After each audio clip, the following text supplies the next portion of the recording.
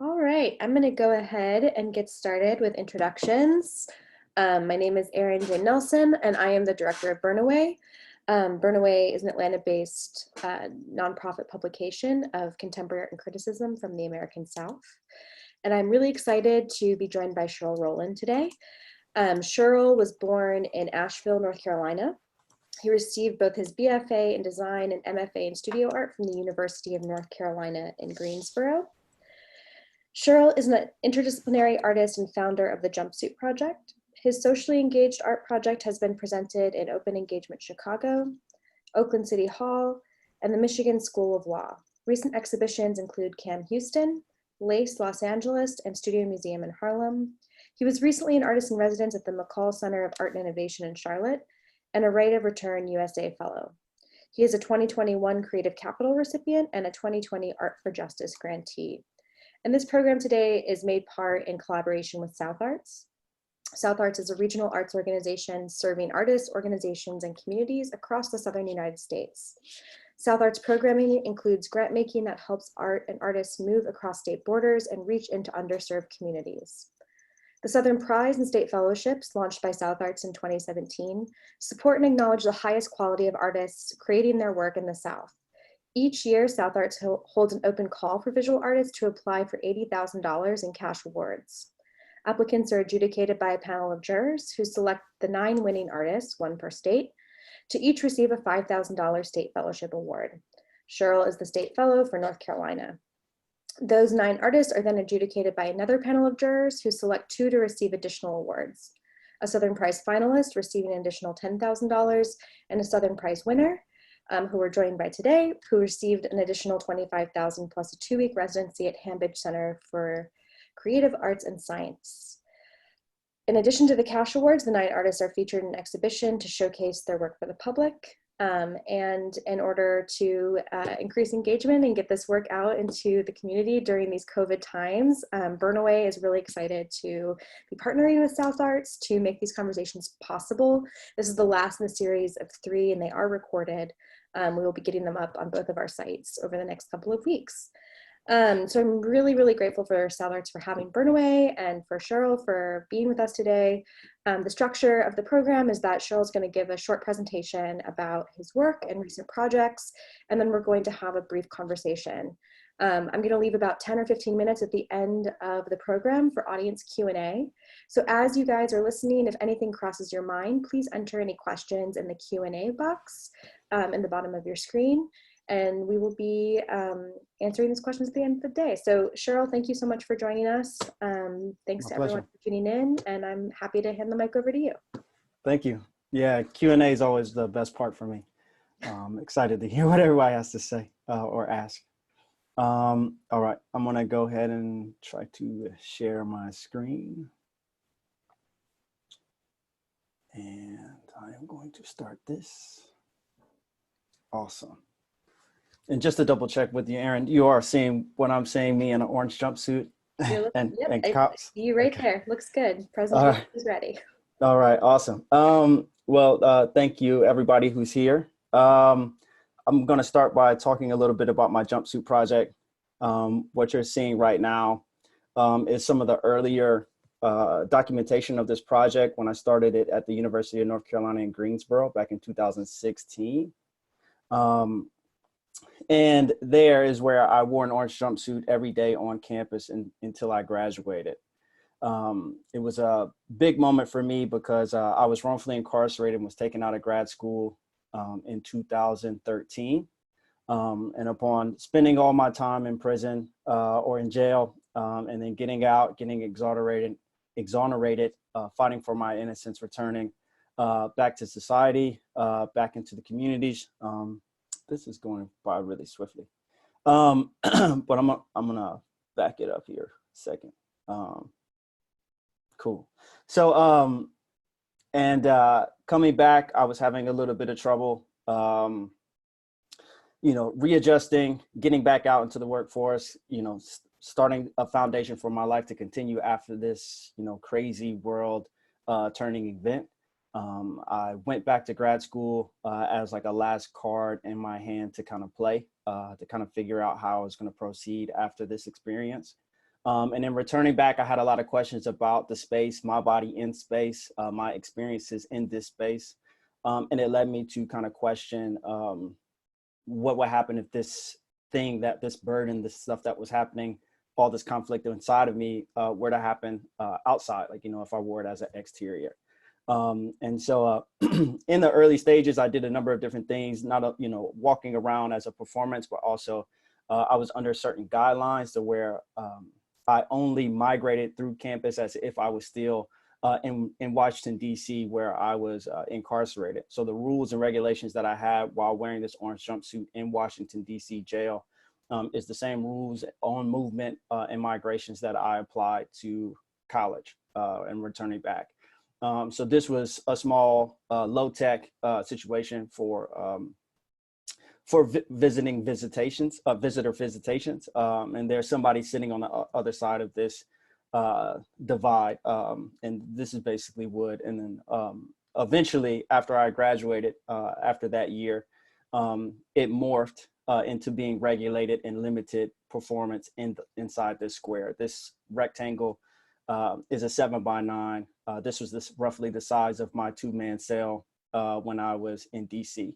And then the visitation booth got a little upgrade for travel and was still able to kind of have this one-on-one. And it was mostly like a reaction to architecture in space. Within this box, within that visitation booth, we are kind of able to kind of lose the space around us and kind of connect in this sense. And so when people approach this box, this perimeter, in order to ask me a question within this space, to ask a question, you have to step inside this space. And you're more than welcome to stand outside of it and still listen, but in order to kind of participate and have that conversation, you have to be inside the space with me. And it draws back, it draws back to the building and communication that I had when I was incarcerated.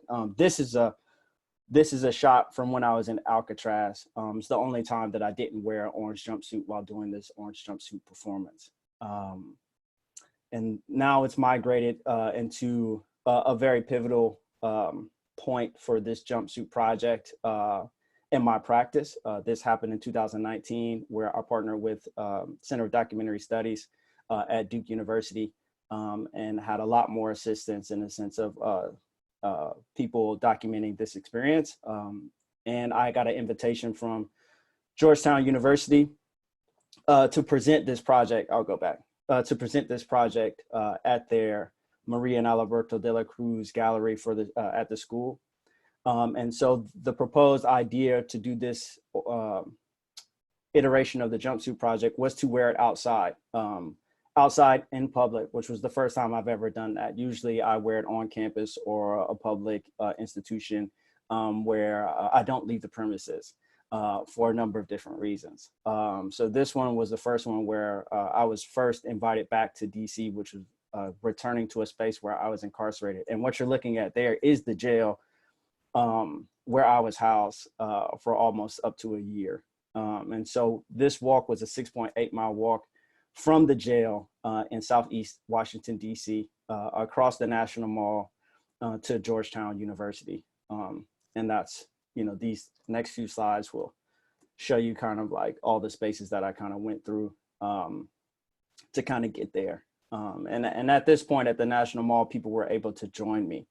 But once leaving the National Mall, it became just me out in the public for safety reasons. And this is a shot of me in the art gallery at University of Georgetown. This is how it looks when it's not on my body and in a gallery space. If you are lucky enough to see the South Arts exhibition, group exhibition, this is how you would have seen the Jumpsuit Project being displayed. These are other objects that I make also within my practice. I do, you know, I am working as an object maker. That Jumpsuit Project was definitely the first performance piece that I've ever done. But mostly I'm getting back into my practice of making things. This right here is a work, I'll probably have to jump back, but this probably is a work that's participatory. So it's about an experience that I had having a job while in DC. And this artwork, doesn't, work unless we have participants. And so people come, they engage, they inscribe into this wall in response to questions that are above the scratching and carving space, to experiences and questions that I deal with in my life. And essentially, every new question gets introduced, and this wall will get painted over with paint, not erasing the etchings or the carvings, but mostly like, they're still being able to be there. But you can ask me more questions about that later. And my work also looks like this, which is something kind of like ready-mades in a sense. They're just objects. I didn't really do anything other than reproduce these particular objects, again, about this experience of me being incarcerated. These are items that eventually I came across. Whoa, that was swift. That I came across when I was incarcerated, and they were illegal to have. They were contraband. If they would have found these items on me, there would have been consequences. And that is cinnamon floss around a paper clip. Both those items I didn't have access to. And then on the left is a razor blade, a very small one that's smaller than a razor blade that's in a pencil sharpener.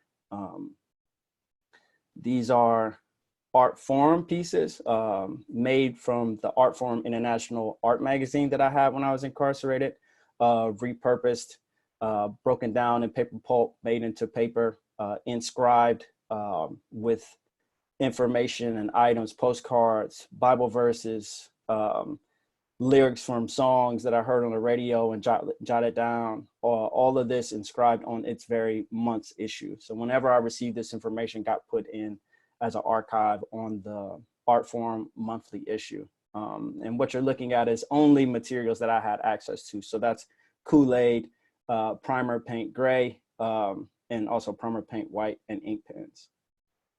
Mostly in my practice, I only use materials that I had access to when describing this experience. So everything that you've seen up this far has only been things that I could either touch physically or, maneuver, move, Kool-Aid, paint, pens.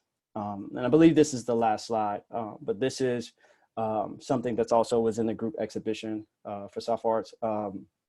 This is called Weights. And again, it goes back to another experience that I had in Washington, D.C., where me and my cellmate had access to a law library. And essentially you could go there, print out casework, transcripts to cases, and study them to find information that could help your case. My cellmate used to do this for other people.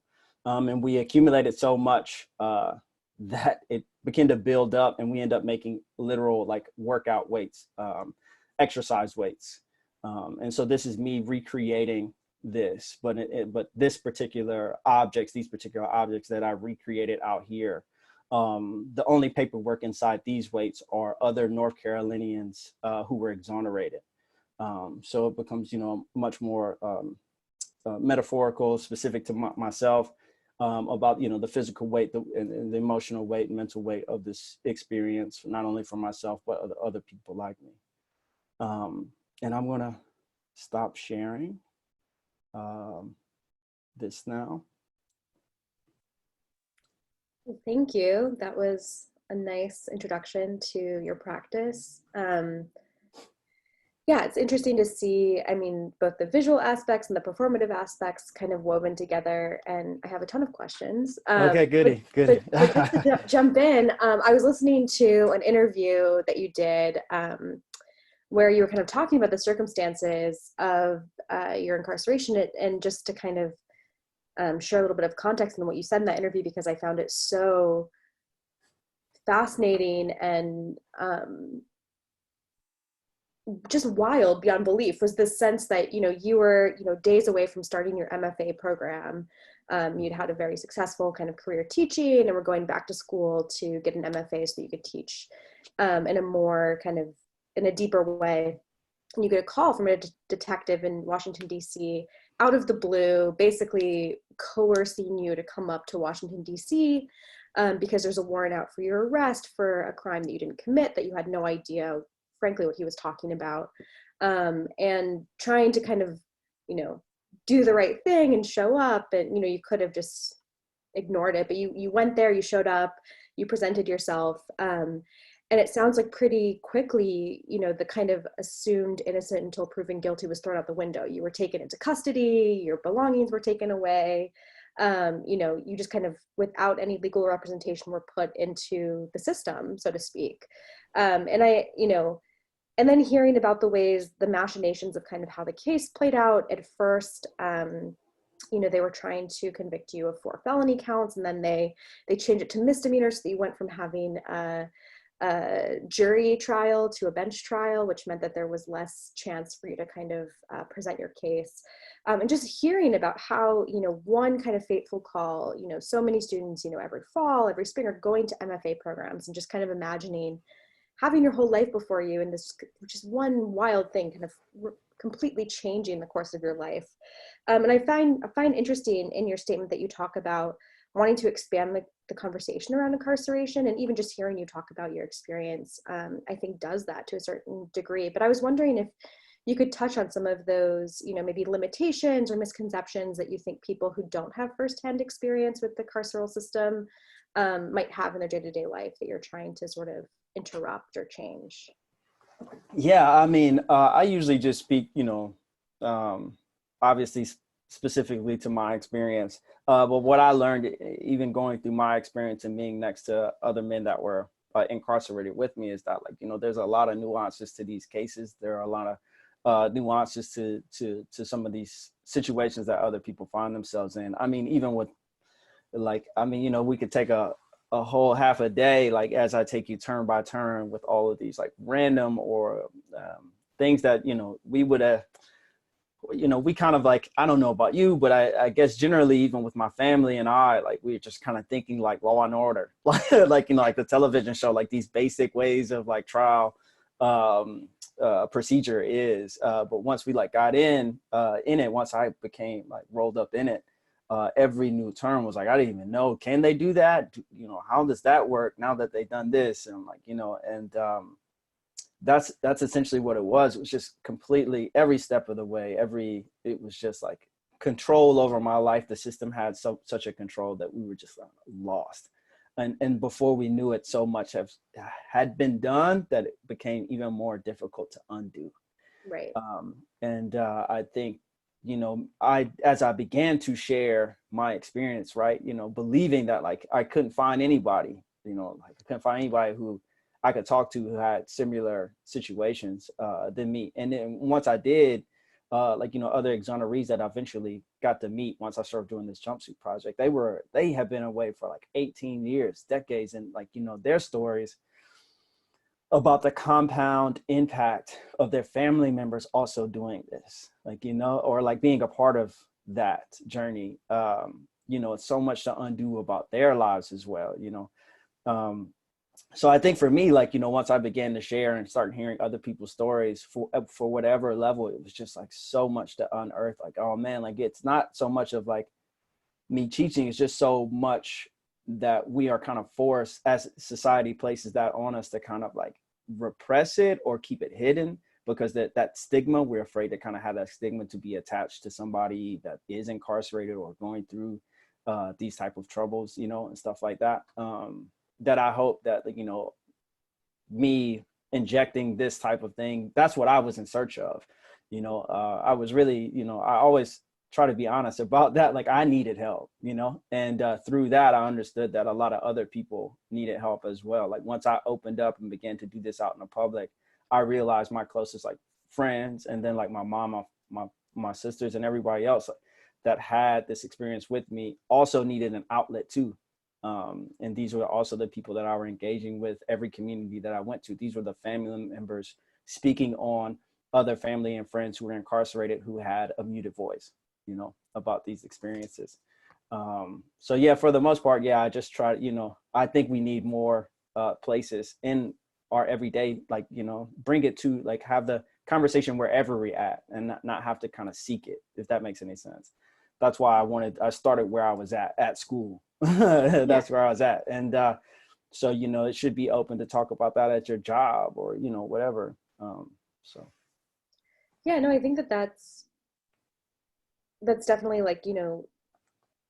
without representation either in the arts and culture, I mean, I think our representations of incarceration, of exoneration, of being charged with something, you're just immediately kind of given a scarlet letter, and that's really kind of all that it is. And there's not many narratives about sort of overcoming that, or kind of moving past that like scarlet letter moment. One of the things I'm really interested in, and that I've been thinking about as I've been researching your work is, you know, it's not like you had this experience and then became an artist. You were an artist going into this. You had been making things for years. You grew up, you know, drawing as a kid. You went through design school. You were like hoping to be an architect.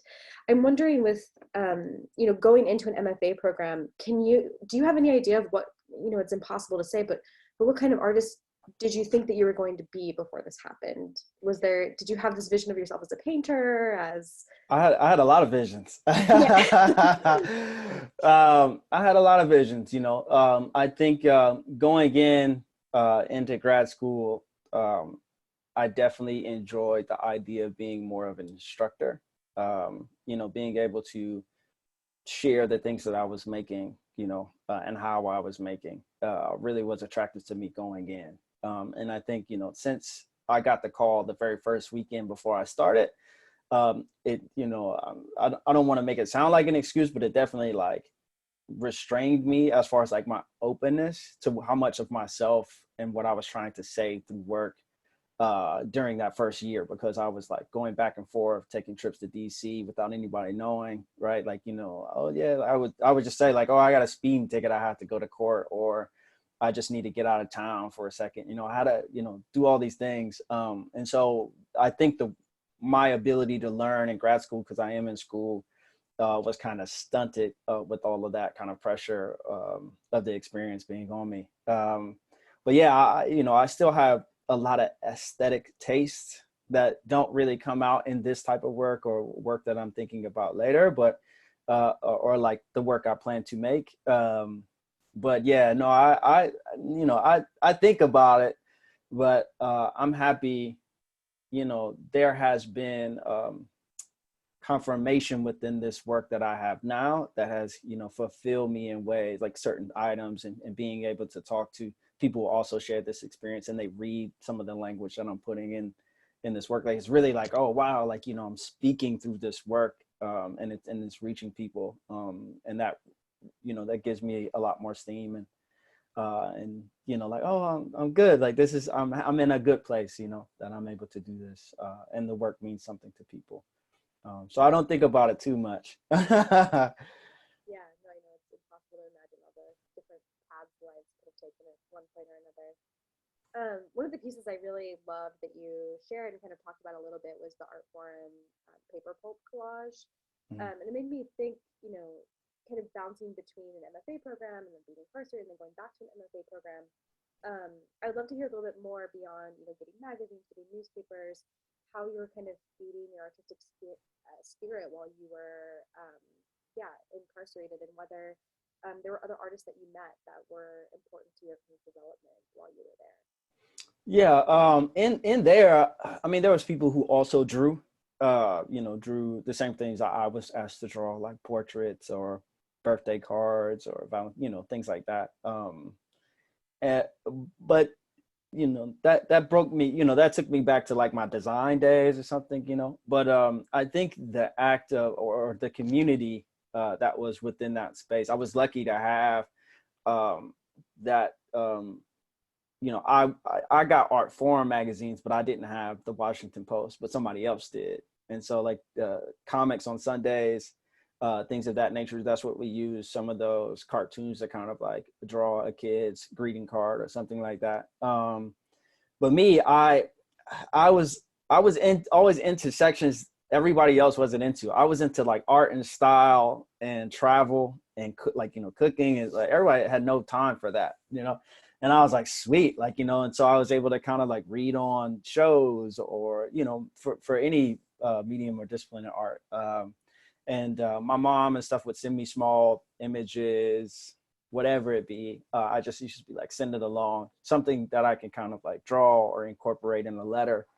But yeah, art making, you know, I end up losing the academic taste for it. in there because what I saw as creativity in there were not people who declared themselves to be artists. Like the way we were making and communicating and sharing was a way out of necessity. So it completely changed my value structure and influenced how I make now and how I think about the work now. And so yeah, it was a very it erased a lot of habits that I had before, and kind of broke me down to a fresh like way of seeing, for good or for for worse. But yeah, I appreciated it. I appreciated so much of that small gesture of relationship between things, for asking, like the vulnerability and humiliation of that shared quality. Like we're all in this together. We will all do what we can to help you make your son's or your daughter's like birthday party, or your spouse or significant others, like, Valentine's Day special. Like, we would all chip in a way. And that type of, people wouldn't ever, you don't hear that type of stuff coming out of movies and media today about those experiences or that space. And so, yeah, I try to, keep that or remember that and retain that, because that was really special to me and within my practice in seeing and viewing art. Yeah, and I think, it then makes sense that you take that kind of ethos of like all working together and kind of making things for each other and really kind of being in a sort of unit, and then kind of developing a practice that is very socially engaged and involves kind of the voices and inputs of many different people other than yourself as kind of the central artist. One of the things that I've been wondering is, given how much of your work was about, being present, being embodied in space, being around people, to what extent has COVID in this last year of distance really changed your orientation to making things? I was wondering, have you been going back into making more like collage and sculpture type work, or has it been an opportunity for you to try different things? It's been, I won't complain. It's been a great, season as far as awards or, opportunities that have presented itself for me to kind of express some of these ideas.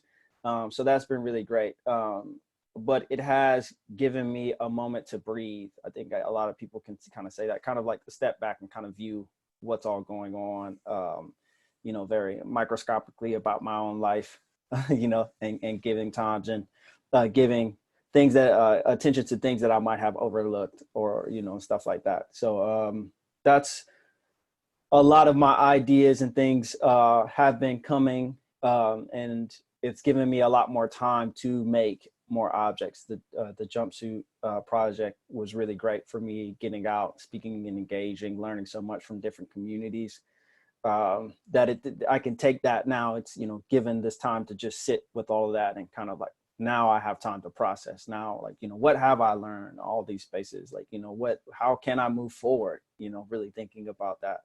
So I've been, trying to, like put on a different lens about this whole, this traumatic situation with COVID for a lot of people, like this is a very traumatic instance, to kind of thinking about, some of the things that, like what to do and how to get through it. So I've just been trying to reposition my gaze in the sense of like what I'm looking at as far as like my practice and stuff. And I really enjoy now that I have some opportunities to really like make some of these ideas that have been kind of brewing. Yeah, no, it's both, upsetting that we've all had to kind of take a step back, but I think it can also be really generative to, pause and reflect and take stock of where we're going from here. And you've been very lucky to have all of this very well-deserved recognition for your work. I was wondering, given the pandemic's sort of outsized effect on incarcerated populations, they've been some of the most vulnerable to COVID outbreaks, some of the last to be vaccinated, really kind of just like the violence and sort of trauma of that mixed with sort of the movement for Black Lives over the summer, and police trauma and these kind of national conversations about police brutality. I'm wondering, has have those aspects of the last year and of the pandemic and the way that it's thrown these kind of inequities into sharp relief, like, will that become part of how you approach the project going forward? Yeah, I think it will. I mean, you know, if I step back out there in that orange jumpsuit, I think all of those things will come to me. Everybody has that kind of experience to kind of give. Yeah, no, it's a lot, you know, and I just got creative capital not too long ago, and I think that's where I was kind of at with the project. Like, you know, where does it go from now? How can it be more of an assistance to the community that I'm interacting with? And so, yeah, with these new type of things and instances that have kind of been coming out, and the fights that I've kind of been pursuing, I'm reaching out, trying to get more, you know, more familiar with my community, my local community, trying to figure out who's already been in this fight, as far as like social justice, like nonprofits or businesses in that sense, and just seeing how can I be of some assistance? How can what I do, or what, you know, I have to do the best that I can be, like, I guess as an artist, you know, like how can I partner with, or, you know, support, or any type of way. So I've just been trying to do that more, seek those spaces, be more engaged like that, and not do what they do, you know.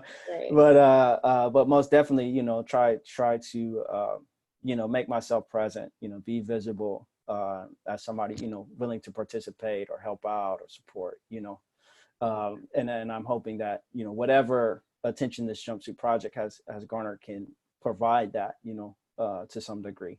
You know, if I, you know, have a show, or can it, you know, can there be collaborations? Can we, you know, can it be an opportunity to speak about some things that are happening within our community right now, and influence, or have sign up sheets for people to support? And, you know, like, how can we change it a little more right now and make an impact with it? So in those ways, yes, I have been, I got a opportunity. There's a civil rights corps out of Washington, D.C. They have given me some opportunities to talk and engage with them. It's a law group, and you know, I feel very happy to have those conversations and be in those rooms about how to directly impact the community that's here in North Carolina. Yeah. I wonder, so one of the things that I've noticed, or maybe you've noticed, is that in recent years there have been a couple of exhibitions, like major, you know, national survey shows about, you know, art and criminal justice, art in the justice system, art and incarceration. And I was wondering if you had thoughts on, you know, maybe a scorecard of like how the art world is doing in terms of actually representing these issues in an authentic way. Like, do you see the areas where folks working in the art world who want a kind of more just and less carceral state can get involved, and is kind of, are exhibitions and museums enough? Are there other places where the arts community could get involved and support this work? Yeah, I mean, I feel very fortunate of how art has kind of became very fluid for me. Like, its fluidity has presented a lot of spaces for me to enter, and I like that. I was in a group exhibition in San Jose Museum of Art, and you know, they had Angela Davis kind of curate, you know, these things, like, you know, so also opening what that type of opinion or perspective in the curation, you know, in a curatorial position can kind of do for a show, like to have these like voices. I think, you know, it's definitely evolving for sure. There was a great show at MoMA PS1, Marking Time. That was like, you know, the book that was attached to that. Like, I've been reading it, you know. It's been really great that a lot of these things have kind of been elevating and expanding, like presenting these conversations in many different ways.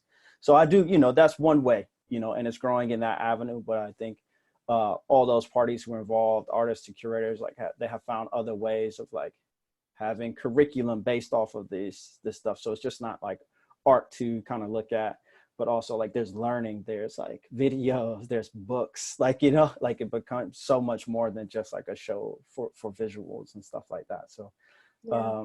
yeah, I like it, you know, and I like that, you know, it tends to blur the lines a lot of like, you know, what an artist is or a curator or these spaces can be, if given the opportunity to kind of open it up. Yeah, definitely. I mean, it's interesting to see it become more of sort of like a national movement, a national conversation. You've spent basically the better part of your life in North Carolina, in the South, families from the South, from Asheville. Um, when you're having these conversations, you know, with creative capital cohorts, with the San Jose Museum, with bigger sort of nationalized audiences, are there specific aspects of being a Southern artist, of the specific sort of racial and other political history of the South that comes into play, or kind of uh, things that, I don't know, is there something specific about being an artist in the South and that relationship to the justice system that you think um, is missed on the national front? Like, I'm curious to what degree you feel like it's, yeah, what can the South tell the story that's like unique to the region, I guess is my question. Oh wow. I think a lot. Yeah. I think, you know, like South Arts is great by acknowledging every state, but even though, like, you know, I'm a resident or, you know, native of North Carolina, there's many voices down here, you know, within the state. And I kind of feel that way about the South, like, you know, like collect, like as a group, like it's a big, you know, big deal, but we all are individual. Like, you know, Florida has its own set of like laws and things and fights, as well as like Louisiana, like, you know, and stuff like that. And what I learned by being incarcerated in DC and coming back home, it made me like, I'm having conversations about my experience with my own community, that like, oh, what you got or what you were afforded in DC, we don't get that in this state. And then like vice versa, like, you know, and so it's been a really eye-opening of getting an outside experience and coming back and seeing progression or slowness within the state, as far as like laws and things of that nature. And you know, that's like micro as a state, but then there's some like very tough bail situations in certain counties, small towns that don't have um, you know, spaces where they have a big art museum that have this type of caliber of a show or whatever to kind of like an outlet through news or journalistic stuff. And so it's just you know, it's tough. I feel like very privileged to be, you know, when I see the list, like, you know, you know, being from North Carolina or having people from the South, I think, you know, it really matters for us to kind of represent, you know, a portion and have our voices, our experiences in those spaces.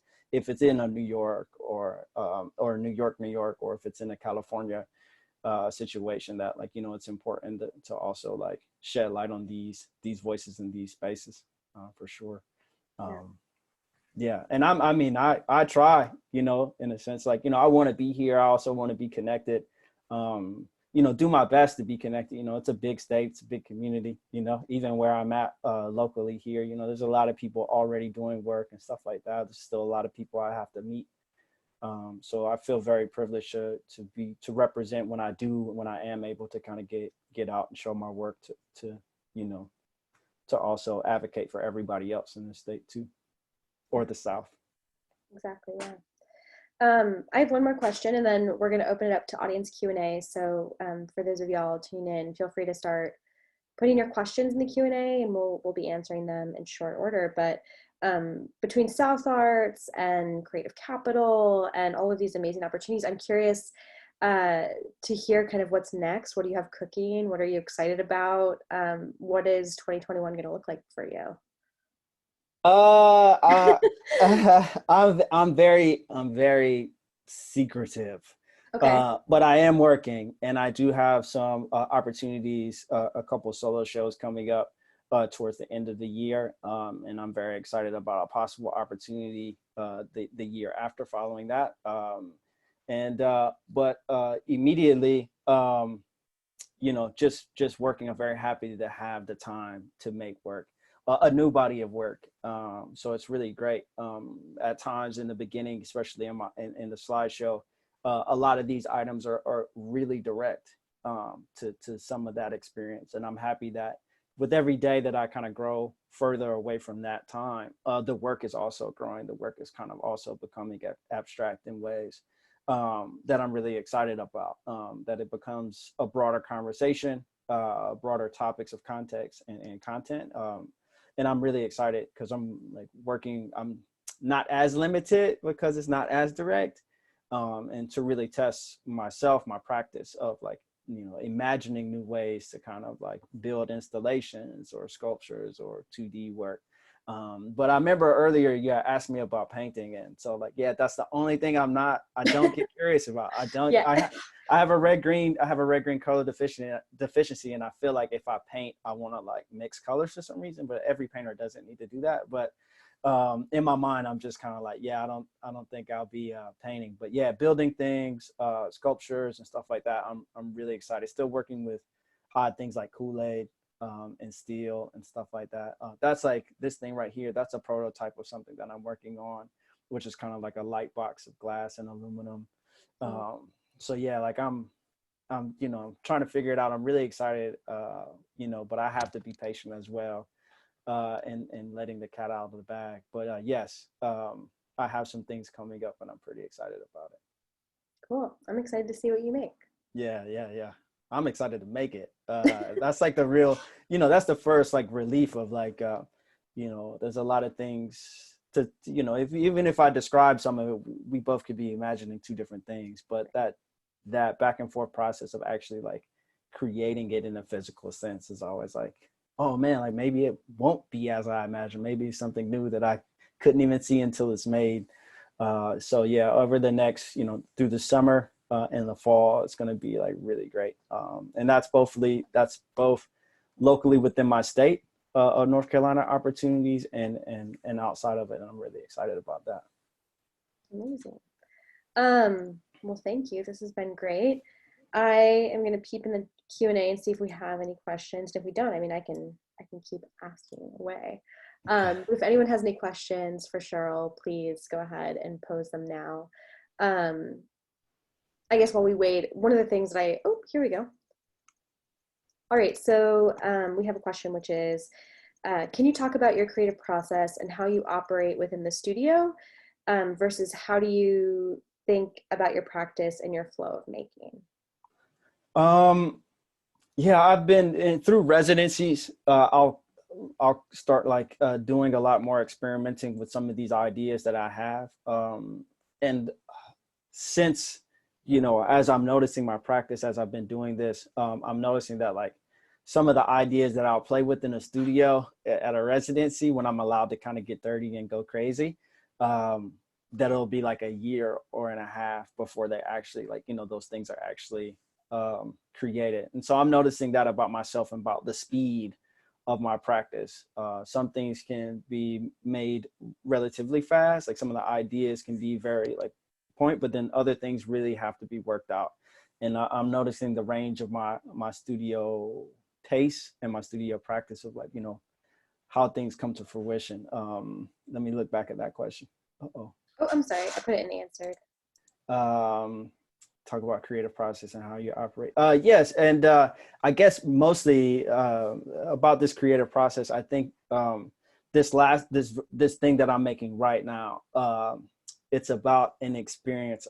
And to work with me here, because obviously you can't see it, but it's essentially about the sensory of if you ever seen any center block wall and how it's kind of like offset with the bricks, the in between points of those bricks, that's all it's about. And I've been tranced and trying to really think about just you tracing your finger along the spaces in between like a center block wall. And that's what the work is. Like, it's just about like what that did to me at that moment when I was in DC of like, this way of like meditative, trying to see through, like mentally and emotionally escape through these cracks of just like this touching. Like, and I don't know, obviously everybody hasn't done that, but I think everybody has maybe zoned out doing a repetitive thing. It's not about the thing, but somehow that touch of that thing takes you somewhere and zones you out. And that's essentially what the work is about. And so like with the participatory things, it's all from like, a time, a recognition or a recall of an experience and me trying to work that out. What does it smell like? What did it taste like? And then associating, I'm big in materials. So like trying to figure out what those materials, how can I talk about more or, bring in materials that can explain visually what I'm really trying to say about how I felt during that. Yeah. So, No, I mean, you say, maybe not everyone has done that. In public school here in Atlanta, I solidly remember being in detention doing that, like as a kid in middle school. So I think it's probably like more universal for people who've been in kind of, federal state buildings than you yeah, imagine. That's really beautiful. that's Do you keep a studio that some socially engaged artists kind of have a more nebulous studio practice? Do you maintain sort of like a physical studio space? no, I at times, sometimes through residencies, I'm lucky enough to have spaces, and I try to do my best to make the most out of those experiences. Like, the studio that I was graded at Hambidge and stuff like that. Like, when I'm there, it's like cool. I can get really messy and stuff like that. But most of my time, I've just been, engaging, having conversations, administrative stuff, but then also figuring out the best ways of getting out sketches. So a lot of these things become digital in a sense, Adobe Suite or SketchUp or, researching that way, trying to formulate how to achieve a certain thing. Some of these things a lot of my practice is like embracing my novice and not knowing everything. So like, I do well stuff, but I don't know how to well grade, and so a lot of these new spaces that I'm entering in come with like a lot of conversation with people who actually do a thing and figuring out where my space is of communicating when I'm trying to get after it. So yeah, that's what my space looks like now. I wish I had a physical space in that regard where, it's just a big space for me to kind of go wild in, but not yet. Yet being the operative word. Okay, so we have another question from the audience, which is, Christina asks, where do you see the line or difference, if there even is one, between art and activism? Ooh. I don't think it has to be a hard line. I think, it can be a lot of things. I had this conversations about my Jumpsuit Project when we took it to DC. There's ways that it works for me where I can say that it is kind of like protest, it is activism in what I'm doing. But then when it came to getting around those permits of me actually doing this kind of like protest, this kind of like activism through the National Mall and walking around the Capitol building, then it's kind of like, nah, it's kind of not like that. It's just an art project, it's not all those things that it could be. So a lot of times that's just, speaking very honestly, as like when filling out this legal work of me being able to have permission of cameras and things of that nature out in that space, and all of those many different spaces that have different authorities, right? Like it's like regular police, Capitol Police, like all these other national park, all of these hoops that we kind of had to walk through for that specific project. Categorizing it or trying to make it one thing was a very hard thing to do. But as an art project, it can be a lot of things, and so that type of grace is, again, allows me to kind of get in where I need to, and I'm kind of escape that type of hard line. What is this? That even happened in the beginning when I told the university I'm about to do this. They're like, "What are you doing? Is this a protest?" And it's just like, nah, this is an art project, but yeah, there's protests within it. There's activism in it. I'm speaking personally, but I'm also advocating for other people, it's, Yeah. And so, yeah, no, I don't think it has to be a hard line in my particular instance, for sure. I like for it to be broad. All right, well, we have probably one more question we can get to. But before we do that, do you want to tell the audience where they can kind of follow your work and keep in the loop with what you're doing? Okay. Yeah, so everything is starting to become my name. So like if my website is sherrillroland.com, my Instagram is Sherrill Roland. And at a point I had led with the Jumpsuit Project because it was that, and I didn't know it was going to be what it has grown to be. So right now I'm changing everything to just be my name and encompass all my work. So yeah, sherrillroland.com, and Sherrill Roland is Sherrill Roland is my handle on Instagram. Yeah. Great, I just threw it in the chat for everyone. Okay. So our final question is from Hillary, and she asks, engagement with people, whether the public, people who have shared experiences like your own or with school-aged kids seems a big part of your work, even if, as you have taken time away from performance. Have you found continued dialogue with others to inform your object-based works in exciting or interesting or generative ways? Um, um, yes. Yes. Thank you. Sorry, I don't want to be, that's not a yes or no question.